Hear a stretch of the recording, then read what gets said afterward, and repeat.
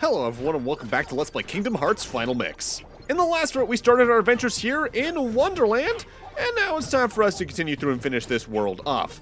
Now at the end of last route we re-entered the tree in the Lotus Forest, and that actively still brings us here to the Bazaar Room, but since we're after the trial, when we enter the room we now enter it at a rotated angle. We're actively on the far wall where the chimney is rather than on the floor. This is going to be the case with any door that leads to the Bazaar Room here that aren't the ones that lead to it from the starting room of the world or the Queen's Garden area. And each one's going to be rotated a different, distinct way, too. Each different perspective will allow us to interact with different parts of this room and allow us to get different treasures or entrances, and heck, some are just available outright, like the fireplace here. With that said, if you didn't get the fourth piece of evidence before the trial from the entrance that we used to get into that room at the end of last part, you're not going to be getting it now because the room is rotated. On top of that, that also means you're not going to be getting the Blizzard spell until you finish the world, and I'd really recommend getting it before that, as not only is it once again really good for getting extra tech points from Red Nocturnes, it'll really come in handy against the boss if you're really good at aiming it, which I am kind of 50-50 on doing successfully, but hey, if you can, you can. So I came to this room by using the fireplace in the rotated Bazaar Room, which brought us back to the Bazaar Room. We're just on the opposite wall now, and there's a couple of things we can do here. With that said, you can't do most of them until the Heartless here are taken care of, so make sure you do that. First off, we can light these lanterns. By lighting this one, that lion statue will open its mouth, and it'll drop a treasure chest. This contains a new type of item for us, a defense up. These are items you can find throughout the game that come in three varieties: attack up, defense up, and AP up. Using them on a character will boost that stat by 1 point. Always use them on Sora, especially if they're AP ups, as his abilities and stats are a lot more important than Donald and Goofy's. Lighting the other one up will make it so that we can get to the Lotus Forest using this painting in its most obscure corner. With that said, there's not actually too much we can do here right now. The White Trinity there on the bottom can only be done way late in the game. We can't do anything with these flower bulbs here until we get a spell, but we can give these two flowers items. But with that said, it's not really worth it. The one on the right, you can use a potion on it to get a high potion and some mana bubbles, which is a little more worth it than the one on the left. The one on the left wants an elixir, which we haven't seen yet technically, but that is an item that fully restores the target's HP and MP. For doing that, you get 120 money and a mithril shard. Not worth it. Do not do that. Use your elixirs on yourself. It'll be much more worth your time. Otherwise, here we can also come over here and hit near this specific teddy bear to knock this shelf down, which will cause the book on the ground level to become a 3D object we can interact with back when we're in the main part of the Bazaar Room. Next up, I want to head back into the prior portion of the Bazaar Room and actively interact with the faucet we saw in the far distance, as that'll allow us to spawn in another entrance where we can get another chest. So to be a little more distinct about why you always want to use any items like AP ups, defense ups, or attack ups on Sora. First off, he's the main character, so him having more stats just makes more sense, as that improves your survivability in combat, thus game overs will be less likely. But also, there's distinct fights where Sora's really going to be the only one up and about doing things anyway, so using them on Donald and Goofy is just not going to matter as much. His stats matter more in the long run no matter what. So, right now, I can technically beeline my way to the end of the world, as our goal right now, as we know from the Cheshire Cat last time, is to get to the Upside Down Room, which is, as we now know, an Upside Down version of the Bazaar Room here. There we do one thing, and we can head straight to the boss fight from there. But I'm going out of my way to get all these items for two reasons. One, they'll be more useful now than later in a lot of cases, but also I'll be fighting more Heartless along the way, thus I'll have more levels for the boss fight here. And as I brought up during Stealth Sneak back in Deep Jungle, Stealth Sneak on any difficulty that's not Proud is really the easiest boss of the first three you can face, and honestly the boss of Wonderland here is probably the hardest one for mostly one distinct reason. So the book, we can investigate it to get a mithril shard, but we can then swap the position of the teddy bear to cause the clock to become three-dimensional and move it to create another entrance from the Bazaar Room. This kind of gets into something I briefly mentioned, I believe, in an earlier video, where I really like how the first few worlds of Kingdom Hearts 1 focus on distinctly separate things. In fact, every world in this game has a very distinct feel to it.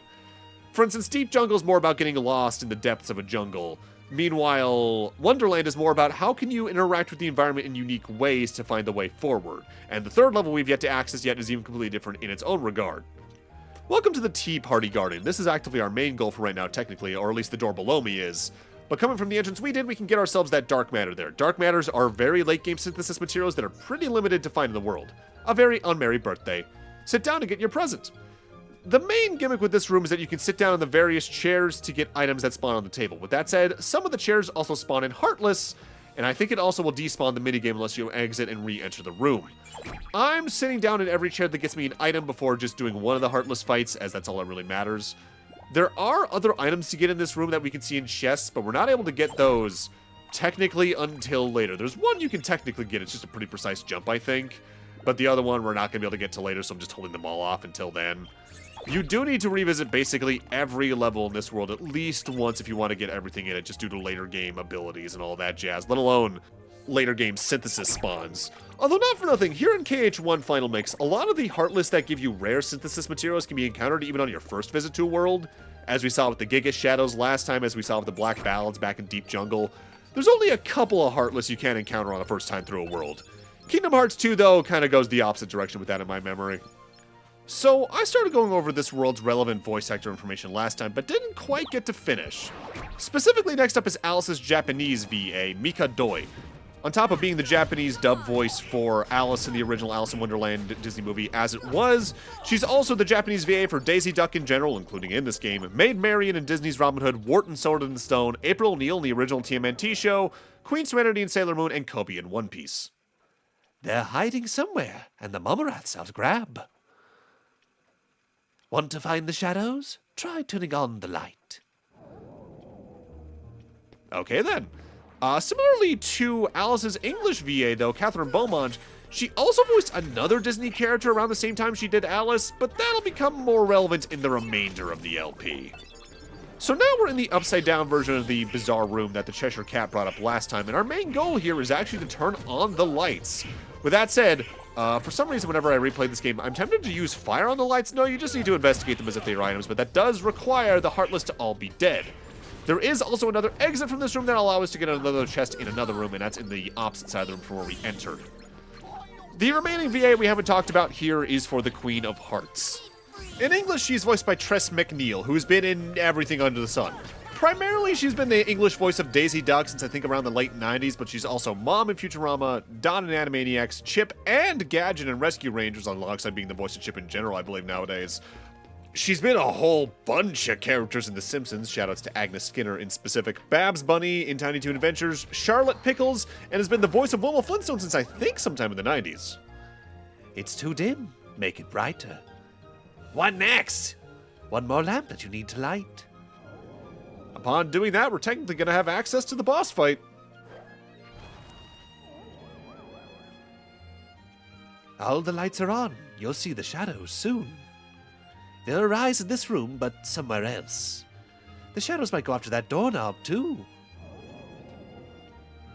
So we just need to get back into the bizarre room via the main entrance. With that said, we at least have a shortcut back to that area, as we can hit this switch here to open up that door and get back to the Queen's Castle another way. This also allows us to grab another treasure chest in this area we have yet been able to. Though you could theoretically wait to grab this one and a lot of the other treasure chests until later, for when you get the ability to jump further, technically. There we get the Thundara G. Now, you're technically not locked into the boss fight the moment you go into the bizarre room, because you do need to talk to Cheshire Cat again, but be wary all the same. You'll have a better view from higher up.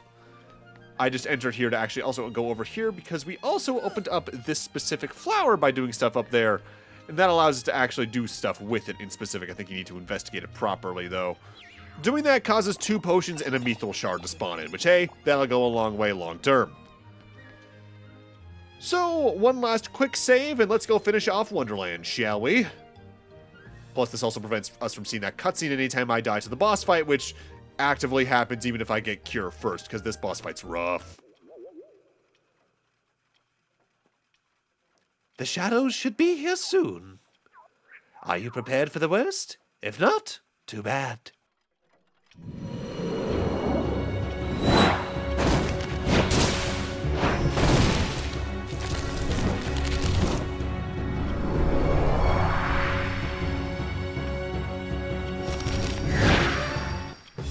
Boss of Wonderland is the Trickmaster, who is tricky in one distinct regard. He's always very high up, and thus, in order to hit him, you need to often take advantage of either the counter in the distance in the corner there, the chair here, or the table. With that said, later on in his health bar, he can use his batons to whack those down into the floor, and you need to wait for them to become actively usable again. For the first good chunk of its health bar, it's largely just going to focus on trying to swat you with its batons, though. Either it'll do a left and right swipe sideways, or it'll swipe downwards diagonally.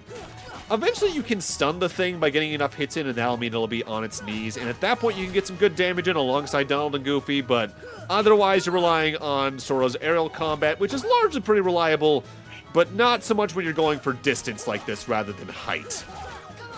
The big thing it tends to do in the latter part of its health bar, outside of just being more aggressive about knocking the chair and table into the floor, is using the stove next to the fireplace to light its batons on fire. From there, it'll do either fire or fire attacks. When it does fire, it just swings its batons and a fire projectile will swing into you. But when it does fire, it combines its batons together to fire a large projectile at you. This is the real nightmare because it has really good homing precision. The best way to dodge that is to either do precise dodge rolls. I think you can technically swat them out of the air if you do a well-timed Keyblade swipe, but good luck with their speed. Or, and this is my favorite way to do it, just hang on to the edge of the table, as the table will protect you. In most cases. The table can also rotate, but I think whether or not it'll do that at all is either dependent on luck or how much you're cowering behind the table to begin with. You can use Blizzard in this fight for two things. One, I think you can just outright aim it at the batons to put out the fire. But something I actually forget to show off in this fight in general is that when it's lighting its batons on fire, you can go to the bottom of the furnace and aim into that iron grate there with Blizzard and completely put the stove out, preventing it from lighting its batons on fire at all. That's one of those things I just completely forgot because honestly, not for nothing, Kingdom Hearts 1 has a lot of little attentions to detail like that tend to just get forgotten in my brain. In fact, there's usually a social media trend once a year where someone reveals something that no one else knew about, or at least very few people knew about.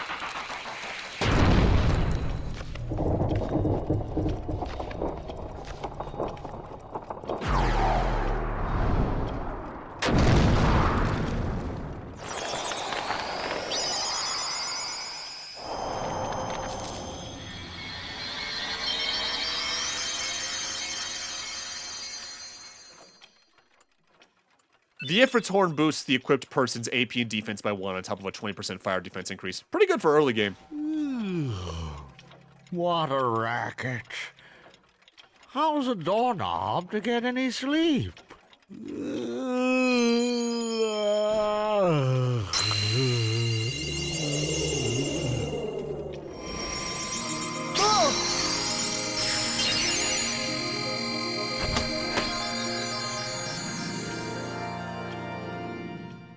What was that? You hear that? Sounded like something closed. Another gummy. It looks like the one from the jungle. Let's get it checked out in Traverse Town.